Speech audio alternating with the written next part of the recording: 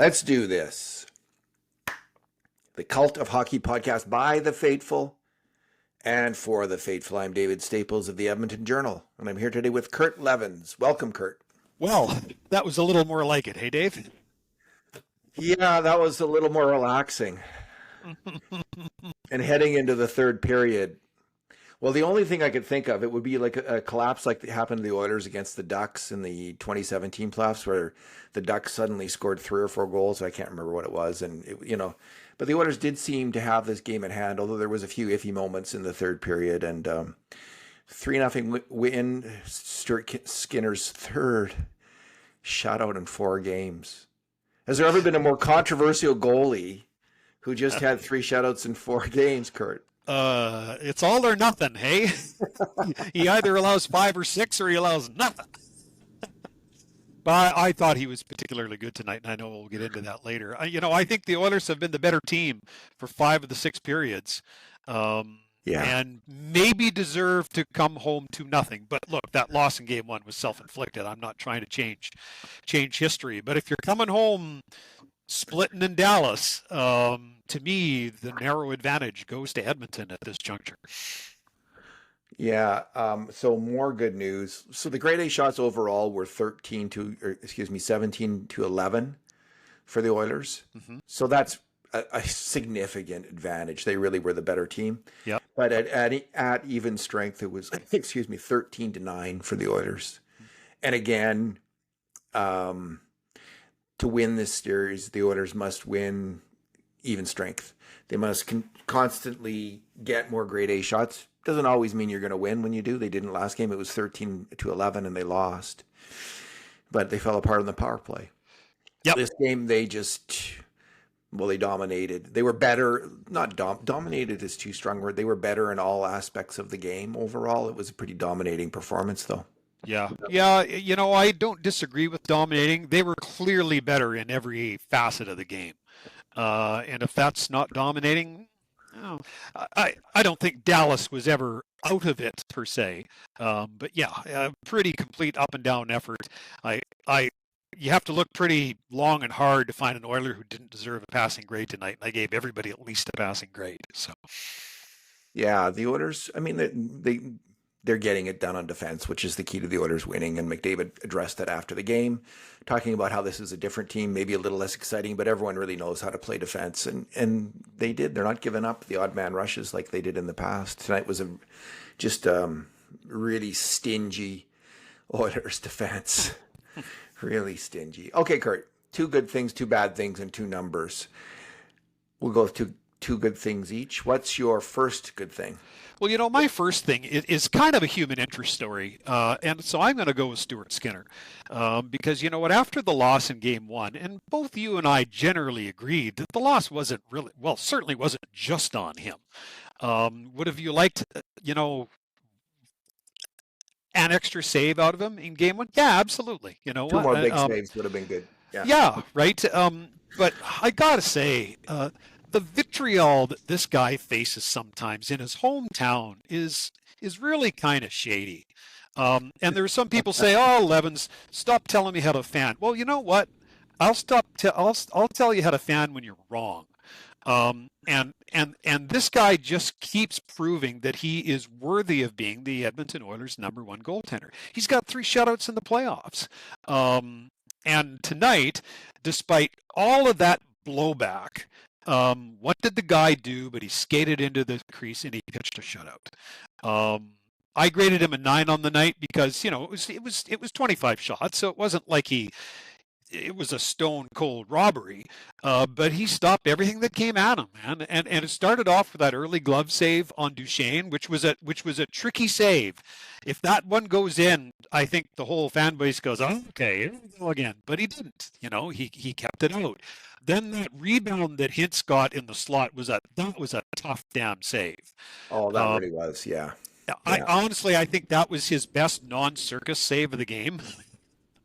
The real key, though, was the fact that a little later he made a save on Hintz again, and his teammates immediately took the puck down the ice and scored the 2-0.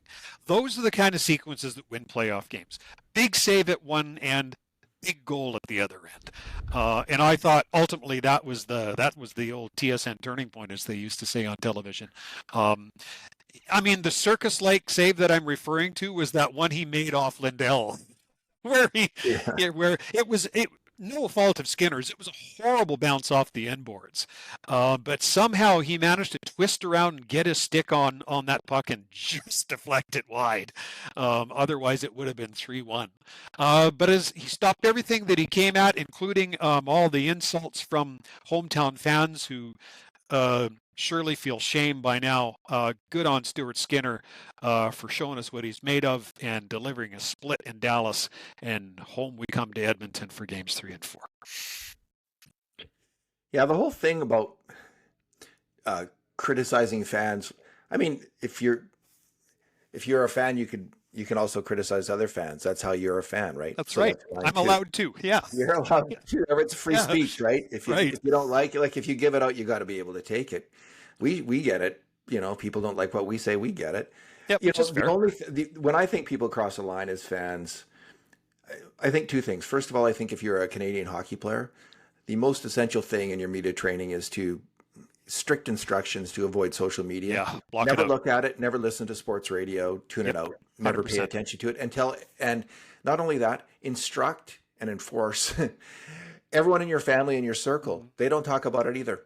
They never bring it up. That's if you know, it should never be, hey, did you see what Kurt Leavins said on the Cult of Hockey? Like they should never hear that. Nope. And if they are looking and if they are talking, it's on them.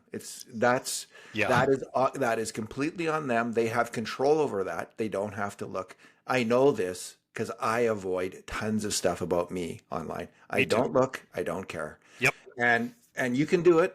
You just got to do it. Mm-hmm. So that's the first thing. So people. All this noise about Skinner, he should not pay attention to it. He should not care. And if his family should realize they should never bring it up and they shouldn't care and they shouldn't look at it. They should adopt the same role. So, but the other thing is, I think the Marner episode in Toronto is starting to be, I think, kind of disturbing, both with someone publishing his address. I don't think that's an urban myth. I think that happened. Yeah. And also now people burning like online stuff of burning his sweater. Come on, get a grip. It's sports. I'm like whatever people say, like, but when it starts to get into like pretty aggressive acts, inflammatory, incendiary acts, the intensely personal stuff and anything to do with their family to me is completely off base. Exhibitionism and like in the other, you know, I hate it. Also, we had a few years ago a video of McDavid accosted in a liquor store parking lot by some Yahoo, blah, blah, blah, yelling at. Like, just leave them alone. Leave these people alone. Cheer them on the ice. Appreciate what they are on the ice. What they are off the ice doesn't have much to do with what they are on the ice. Although, you know, the good ones really are fanatically dedicated. But other than that, like who they are, it doesn't like. We judge. I think it's fair to judge them for who they are on the ice, and that's what I try to do. Anyway, that's my rant on that. Kurt, my good thing, bounces. This game could have gone either way in the first two periods, and especially the first period, it was fair to even. The grade A shots were pretty even in the first period. First 20 was really close. I agree. And the Oilers score. Puck goes in the net because of a bounce. Bouchard puts it at net. It hits a Dallas, I think it might have been Hintz's stick. And it goes to Nugent-Hopkins, and he beats the goalie. That without that tip of the puck hitting the stick and going in a direction that Ottinger wasn't expecting, he'd be over. He would have made the play. Yep. Just suddenly change his direction. You need, you do have to be. Luck is the residue of process, I think, of skill, hard work, all the things that I call the process of the game, which in the end will give you more grade A shots than the other team, hopefully significantly more like the Oilers had tonight. So when you have more dangerous shots heading towards the net, you'll start to get more bounces. And maybe that's why the Oilers got all the bounces tonight. But I think on each of the three goals, there was a bounce. So that was the first one. The second one, Kulak shot, his first shot is blocked. And again, Ottinger's going one way, the shot's blocked, and bam, it goes right to Kulak's stick. That is such a great bounce to get. Like right back on your stick, and you get another shot, and he beats Ottinger because Ottinger's out of position, having gone for the first shot. So two great plays. Like those are good plays. Bouchard put in the puck at the net, Nuge being at the net, and McDavid rushing in and setting up Kulak, and Kulak moving up fast. All started off with a great Evan Bouchard pass. Then the third one, a little less of an obvious bounce, but Nuge puts it at the net, and Brown baps it down out of the air, which is a great tip off the ice. But it just finds, again, it bounces the right way off the ice and just finds this little sweet spot underneath, between the body and underneath the arm of Ottinger, and goes in the net. So it really helps to get a bounce. It really helps. And you can pour 8 to 10 grade A shots at net and not get a goal. And that's really hard on a team. It's really, because you're only going to get so many in a game. And if you don't get that bounce often, you're not going to score. But they got them tonight, and huge factor in the game. Well, you know what they say about luck: winners make their own. And I agree. All three of those goals were some fashion of a bounce. Absolutely agree. But in all three cases, those bounces were preceded by smart plays. They were, right. And if you're not putting a puck to the net like Kulak and Nugent-Hopkins did, if you're not going to the net like Connor Brown and Nugent-Hopkins did on their goals, those pucks don't go in. So I loved your point on process. They're following process. They're funneling pucks to the net, and they're going to the blue paint. Yes, there were bounces that aided in those goals, but those pucks didn't go in on their own. There was something that started the trajectory of those pucks and something that finished it. And so, yeah, I think when a team plays as well as the Oilers did tonight, you do earn your bounces. Right, and just like I thought Dallas earned a couple of bounces in Game 1, and hey, and it goes both ways, right? So, yeah.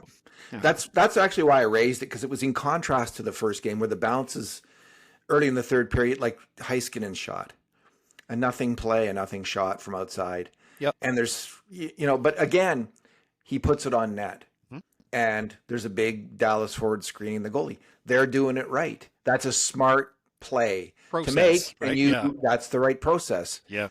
Put an outside shot on it if you have a shooting lane. And it just so happened 3 Oilers were screening their goalie, and not one of them blocked the shot, which is the shocking thing. Like, there's 3 guys there with all an equal chance to block the shot, plus Skinner, and not one of them touches it. And then the next goal that we already talked about last podcast, Granlund's goal, where he whipped it in from the high slot. It just there was there's one video that's been on Twitter of the guy Robertson doing the flyby screen. I mean, it's just the perfect time. Only the perfect timing allows that shot to go in. And Skinner was I'm going to say a little bit out of position.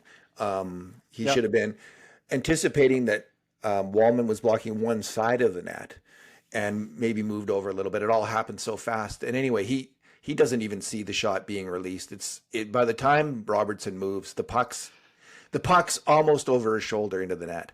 So it would have had to be great positioning. Maybe his positioning could have been better. But again, it's just, there is that element of chance and luck in all of these, in goals in hockey. And that's the only thing that separates, to me, generally speaking, Kurt, what separates a grade A shot from a goal is just that little bit of magic luck often, like half the time. And, as you and I said in the podcast that we did before this series starts, these are 2 really good hockey teams. Like, I don't think anyone's going to argue that these 2 teams deserve to be in the Final Four. Yeah. And when you have 2 great hockey teams like this playing, tiny little things like this will be the difference makers, one way or the other, because there's not many mistakes being made, right?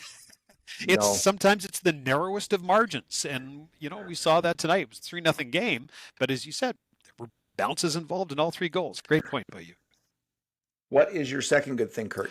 My second good thing is, I won't give it to the haters again, but yet another Oilers player who comes in for a lot of stick. But Evan Bouchard, I thought, was just tremendous tonight.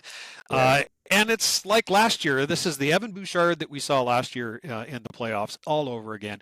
He was all over this game tonight. And the thing that really sticks with me is not only is he terrific with the puck, like he has the slap shot that ends in the Nugent-Hopkins deflection. It's the stretch pass on the other goal. So he's directly involved in two goals. But makes a number of block shots, one right in front of his own net that he had to limp off the ice with. I was a little worried, but he did come back and play again. Another one that he took off his arm that stung and took a piece out of him as well. So he's putting his body on the line. I saw him physical tonight. You and I have talked before. Evan Bouchard is a relatively mild-mannered guy, but he's a tall, lanky guy who's got some oomph behind him. If he plays a little angry, he's more than big enough to be a physical force back there, and you saw that tonight. And then finally, on the penalty kill. And I don't think too many people thought that we would ever see Evan Bouchard on the penalty kill again. But as you rightly pointed out last podcast we had, this guy he's tall, he's lanky, he's got a great reach, he has got a good stick. That's one vital part about being a terrific penalty killer.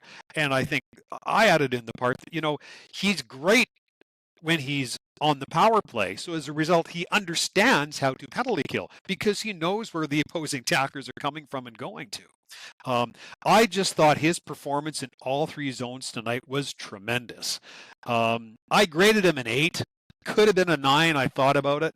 But boy, has Evan Bouchard brought his A game when this club needed it the most. Could be a 9. Yeah, I agree, Kurt. Yeah. This is 2 years in a row in the playoffs.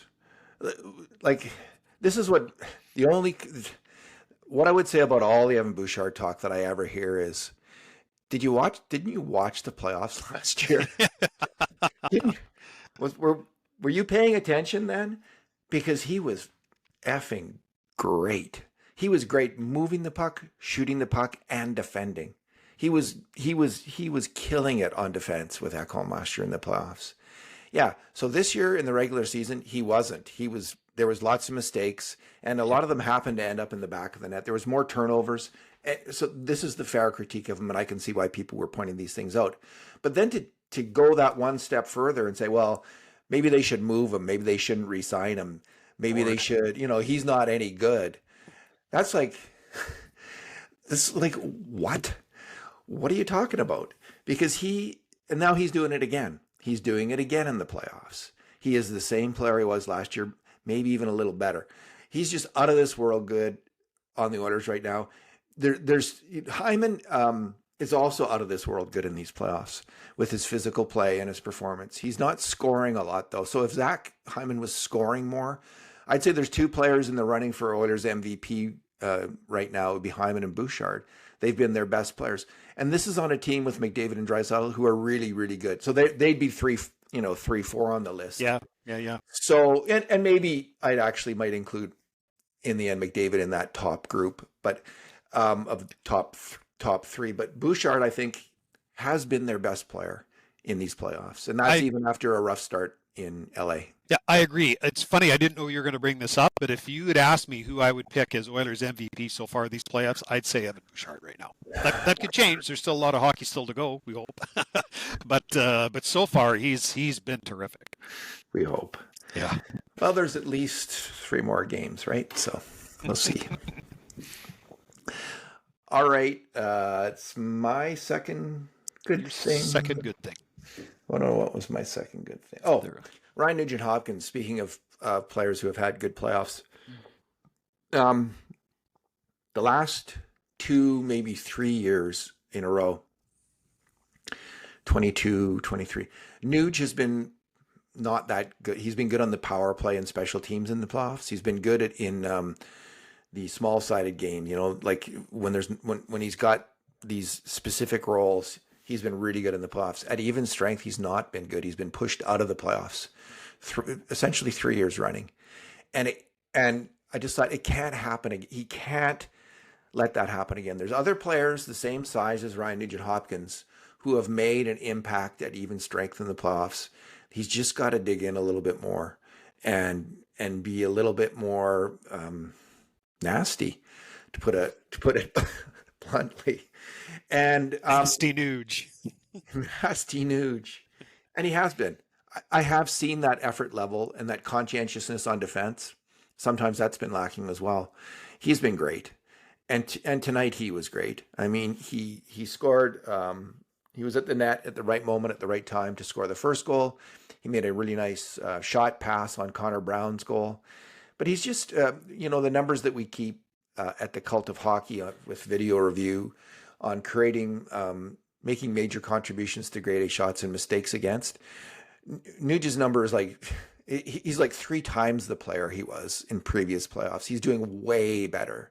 He's creating a ton of chances and he's not giving up much. He's almost at the same level, even strength, as McDavid and Draisaitl this year in the playoffs, which for a player, now he's played a lot of wing lately, and it's easier for wingers to have higher numbers in this system because wingers have less defensive responsibility and more attacking potential. Than centers have a lot of opportunity to make mistakes because they got a lot of defensive responsibility. Yep. But he started out as a center. He's doing great. He's playing so well, and man, this is critical for the Edmonton Oilers. Like, they need Ryan Nugent-Hopkins to be their Davey Keon, their Butch Goring.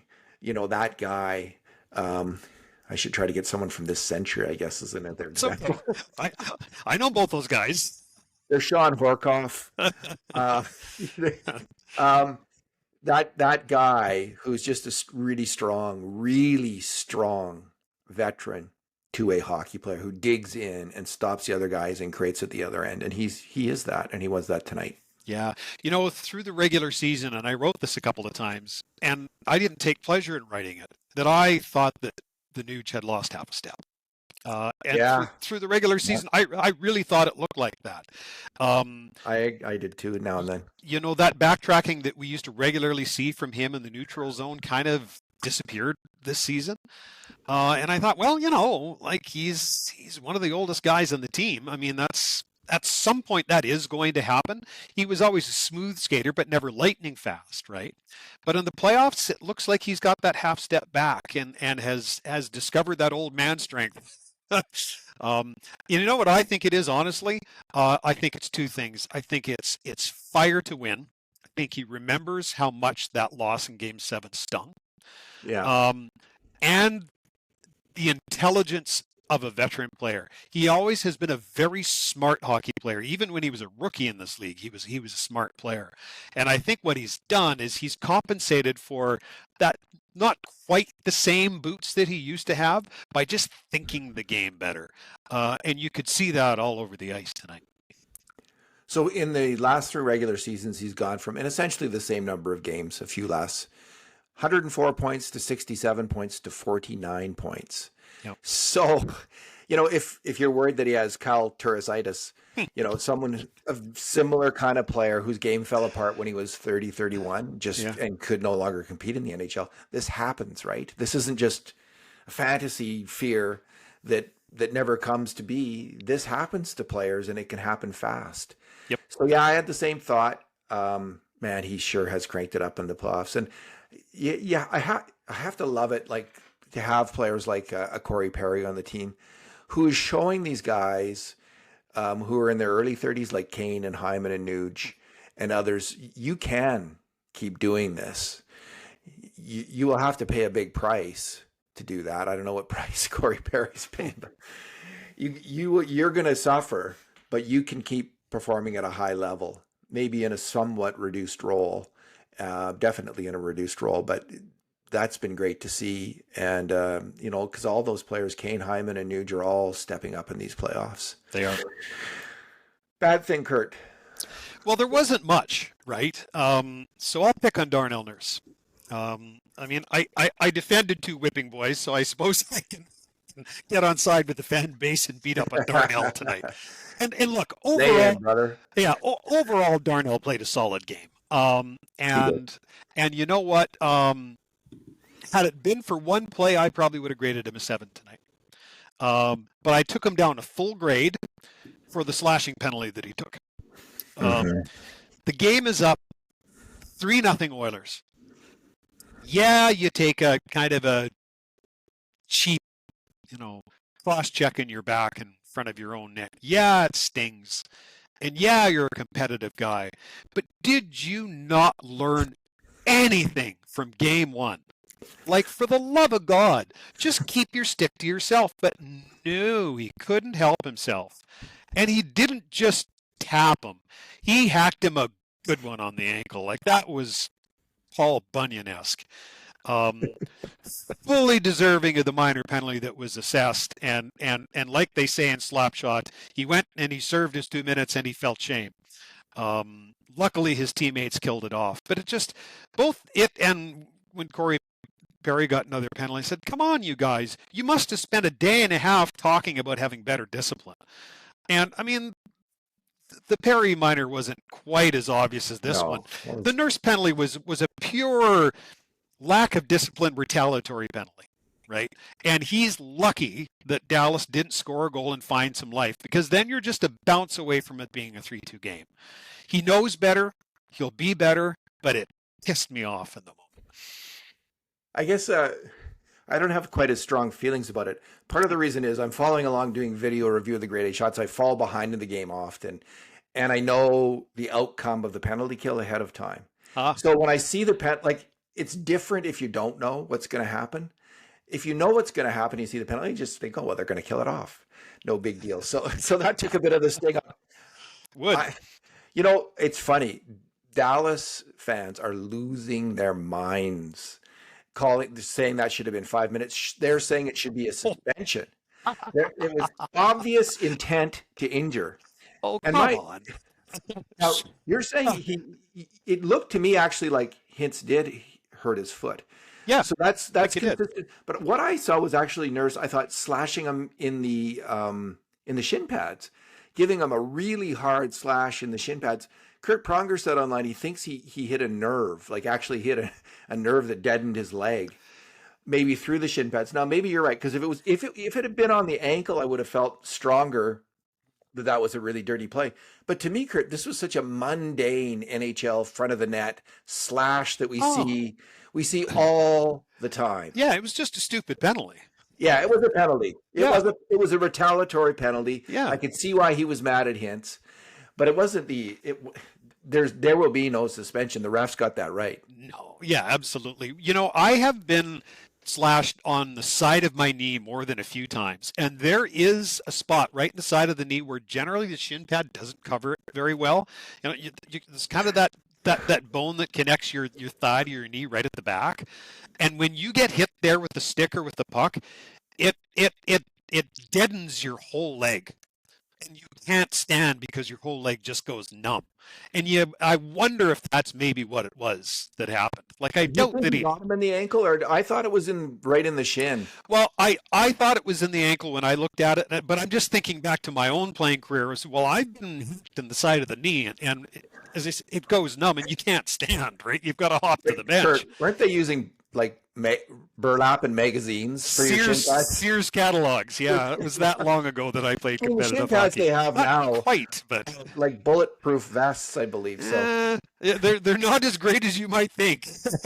Have a look sometime at some of those. Some of these guys are so superstitious they hold on to their old shin pads for years and years. The thing that gets you though is the skate, like a shot in the skate, or that's where you can really get hurt. So if he did slash him in the skate or the ankle, I could see why Hintz would go down.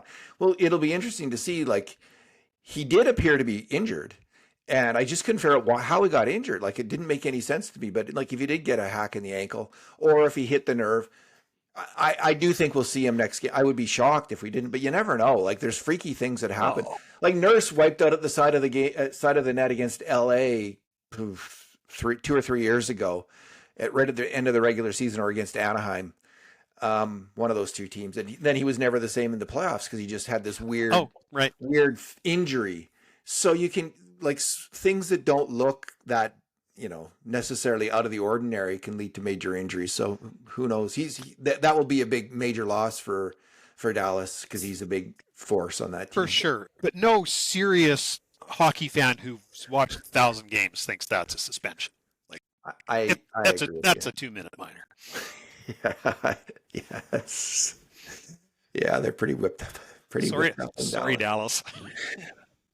Okay, my bad thing. It's listen. This is I. There wasn't a lot bad in this game, Yeah. and there wasn't a lot of odd man rushes, but there was one in a key moment. The Oilers. This is early in the third period. The Oilers have a power play, and John Klingberg's out on the ice, and John Klingberg has been playing great hockey all playoffs. He's been a sensation for the Oilers. Like, man, without him taking essentially Ekholm's spot and Wallman.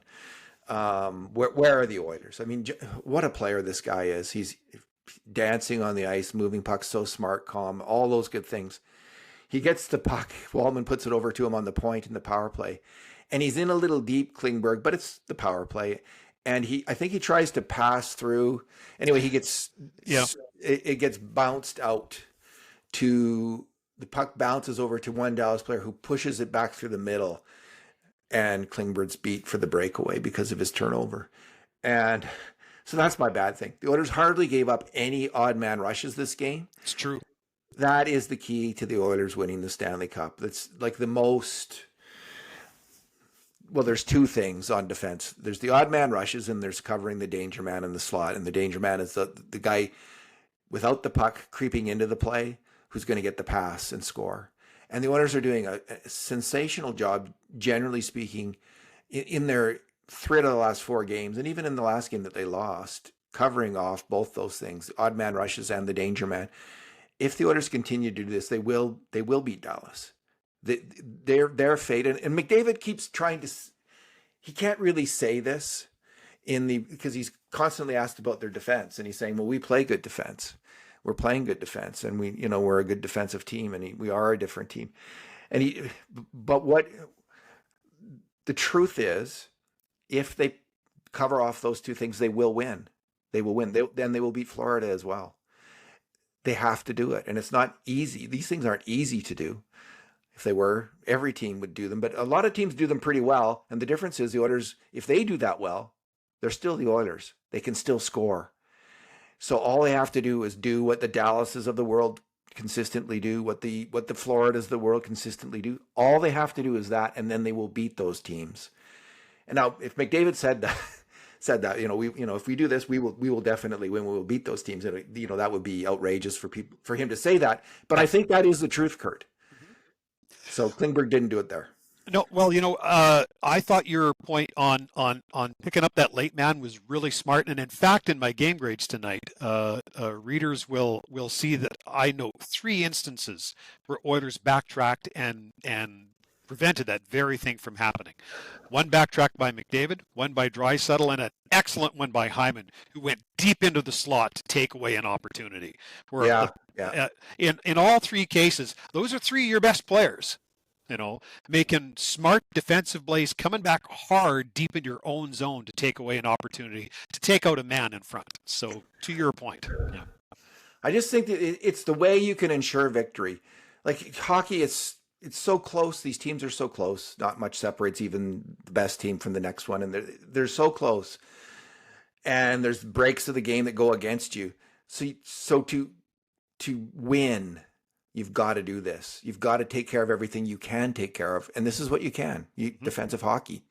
You can take care of that. It's just a matter of mental attitude and the decision, the commitment to do it, and then playing your position. Working making the right reads. Yeah. All right, numbers, Kurt. What's your number? Mine is kind of a series of numbers tonight. 15-8-1. 15-8-1. Stuart Skinner, following a loss this season, so regular season and playoffs, following a loss, is 15-8-1 with a .235 goals against average, a .915 save percentage, and 3 shutouts. And on top of that, when Stuart Skinner does not allow a first period goal this season in the playoffs, the Oilers are 14-4 over his playoff career. 14-4 when he doesn't allow a first period goal. But yeah, this guy has resilience. He is able to come back after a subpar or poor game and pitch a great game. And his 25 save shutout tonight, I think, qualifies as very good to great, and just adds to the record that he's built up through the course of the season.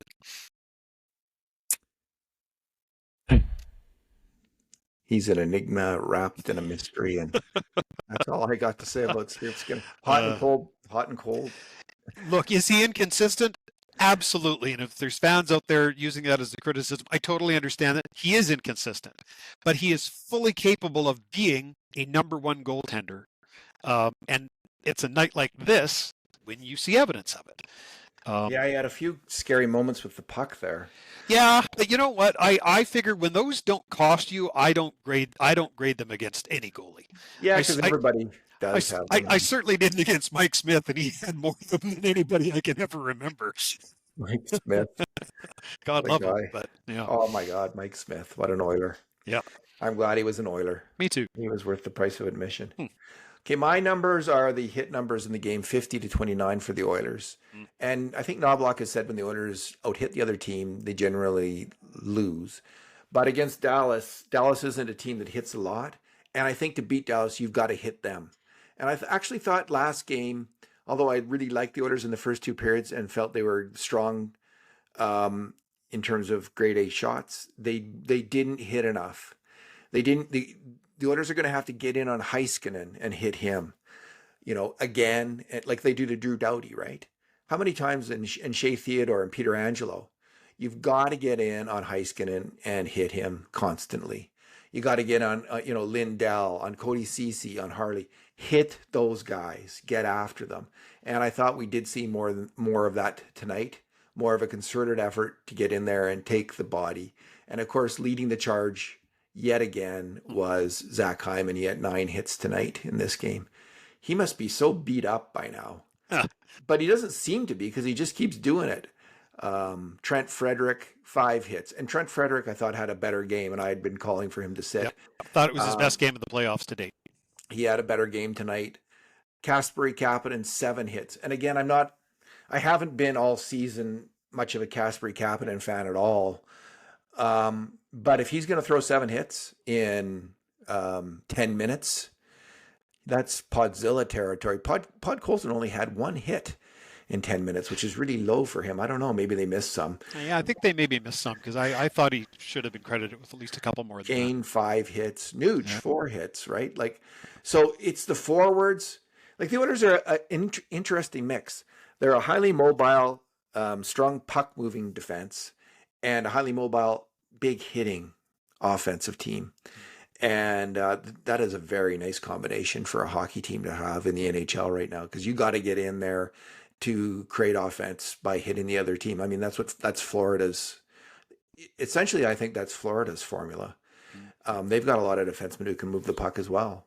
Yeah. So, well, the Evander Kane hit on Big Bishop was kind of like a big Douglas fir falling in a forest. That's a lot of man to be coming down on the ice. But to be fair, he caught Kane later in the game, so it was kind of a tit for tat on that. To bastardize the Simon and Garfunkel lyrics. Where have you gone, Mikko Rantanen? Our nation turns its lonely eyes to you. Knock on wood here, Kurt. I mean, Rantanen was quiet tonight, but I'm speaking to your point. The Oilers' forecheck was highly effective tonight. Half the night, the Dallas defenders had their face in the glass. Right.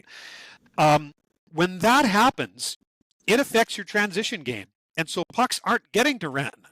Rantanen's a great player, but he can't do it all himself. And I can count on one hand the number of outlet passes that hit Rantanen in the tape tonight. And I think a lot of that should be attributed to the Oilers' forecheck, which I thought was highly effective in shutting down the Dallas attack tonight. Yeah, what's the scoring lead now? Is Rantanen probably still? I think Draisaitl and Rantanen are tied. Is that right? Yeah, well. I think. Let me go summary. Just be glad I didn't sing Simon and Garfunkel. It's just by chance I was listening to a Simon and Garfunkel song. I hadn't heard. That no song, way. America? Oh yeah, it's a great song. Oh, what a great song! I hadn't even thought of that song I hadn't thought of that song in 20, 30 years, Kurt. It is an epic tale, that song. It's just brilliant songwriting. Yeah, if you it's kind of laid back music. So if you like heavy metal, it's not going to be your thing. But if you just like a good folk song, folk pop, What a great song. It feels like you're driving across America when you're listening to that song. Yeah, it's epic. It is. Yeah. It is an epic song. It is one of the great songs, is what I'm going to say. Our old All partner right. would be pleased at our musical ability tonight. All right, Kurt. We'll be talking again on Sunday, I guess. Back in Edmonton, game time at 1:00. Any final thoughts on this game? Yeah, I want to give a nod to Troy Stetcher because, I was the guy who said, boy, now's the opportunity to move Stetcher out and move A lot of people and agree. move Matthias Ekholm back in. And I still stand by that. If Ekholm's available in game 3, you do that. But I thought Troy Stetcher played a whale of a game tonight, and credit to him. So He really did. He has been so good, and unexpectedly good. Like, he was playing well in the regular season. He's taken it up a notch. Yeah. Klingberg, same thing. Wallman, same thing. Like, these defensemen have just carried the Oilers. It's what you need. It's what you need. And Wallman was tremendous tonight. He was next to Bouchard. He was maybe their best D-man. When you play hockey, like at whatever level, if you're playing against defensemen who are slightly better than you, they toy with you. They move the puck around so well. They dominate the game. And that's what I really love seeing with this Oilers team, is the puck moving. And someone was saying Bowman really he understood that and realized that at the trade deadline. That's because I remember Craig McTavish, who's a smart hockey guy, was saying what they need is a cycle buster. They need a big guy who can help. And lots of people were saying that. Were you saying that? Me too. Okay, yeah. So Kurt Leavins was saying that. And so it was, let's say half the fan base at least was saying that. At least. But I thought, I was in Jason Strudwick, who's also a smart hockey guy, was saying what Nurse needs and what the Oilers need is another puck mover. And he was right. And it's those guys. And I keep going back to Johnny Aduya, like kind of one of the unsung Chicago Blackhawks, who was such a great puck mover. Their third best defenseman after Seabrook and Keith, who Keith was brilliant with the puck. So you need those guys on your second pairing. You can dominate the game from the back end with smart plays in your own zone. And the Oilers, they hardly get, there was a little time in the second period where Dallas was coming on, putting a lot of pressure on. Yep. But other than that, the Oilers defensemen are so good right now at handling the puck, working together to advance the puck, making the right play with the puck. I love watching it. The other thing, David, all 6 of them can move. All 6 of them can skate. They're all different types of skaters. They're not all the same prototype, but they can all move. Like Stetcher, he's really quick and just works his butt off, right? He leaves it all out there, which is one of the things I really admire about him.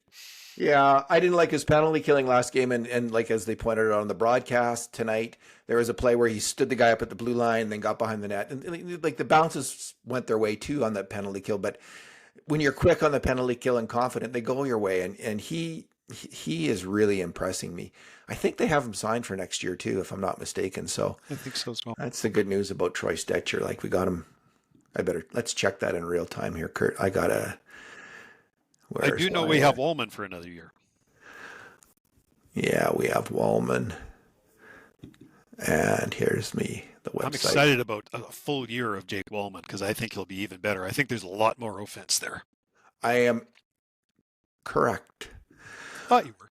One more year, 25-26 at $788. Yeah, see, that's just... Well, that is great. That is a great contract. Crazy bargain. What a great... Because we don't know how this playoff's going to turn out in the end. But based on this, I think he could get a 2-year deal, not a bad 2-year deal, just the way he's been playing. There's been lots of teams thinking, well, but man, we could use him on maybe even if you're a weaker team, a veteran guy like that. Maybe he could fill in on your second pairing. If you're, let's say, a San Jose or Chicago, and you're tired of, you want to move up because you're sick of losing.